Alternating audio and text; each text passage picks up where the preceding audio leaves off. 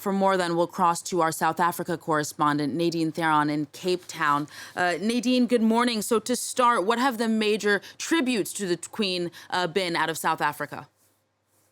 Well, the biggest tribute has come from our current president, Cyril Ramaphosa, who mentioned that the Queen's commitment and dedication to the throne is a noble and virtuous example to people around the world.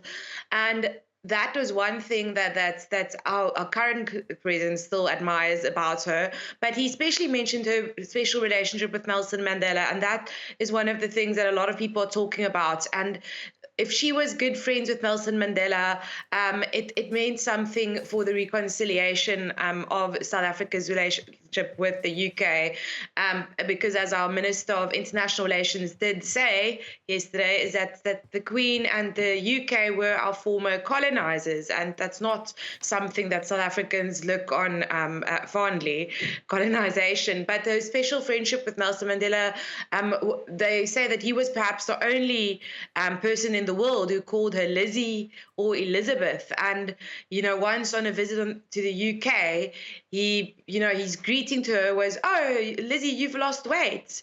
That's how he spoke to her. And multiple people recalled listening to telephone conversations between the two. Of course, she showed her letters to Mandela, or the letters they exchanged to President Ramaphosa when he visited in 2018. And some of the people in South Africa, the Bishop of the Anglican Church, the Democratic Alliance, the official opposition, they've all expressed their condolences to her and to her family and the British people.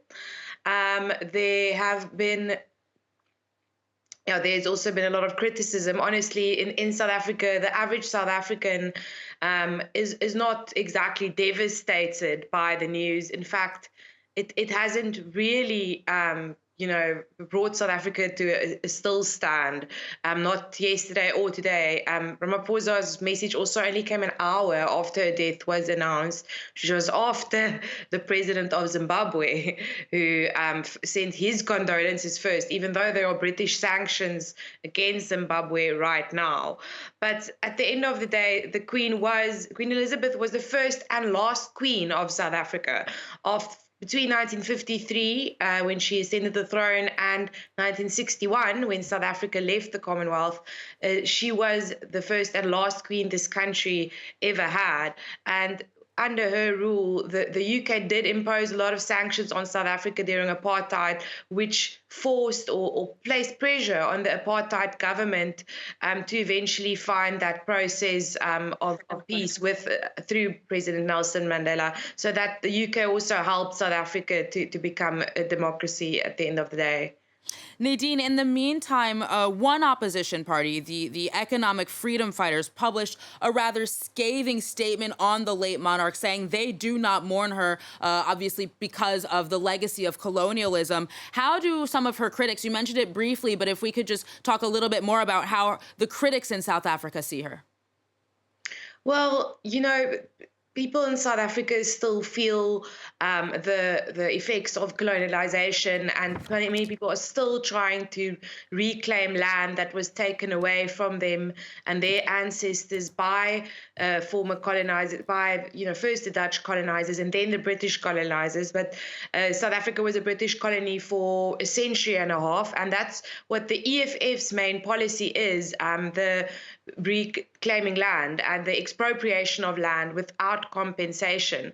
So a lot of South Africans are like the EFF, saying that they want the land to be returned to them. They still feel that things were stolen from them, and that it was by the UK, land and mineral resources.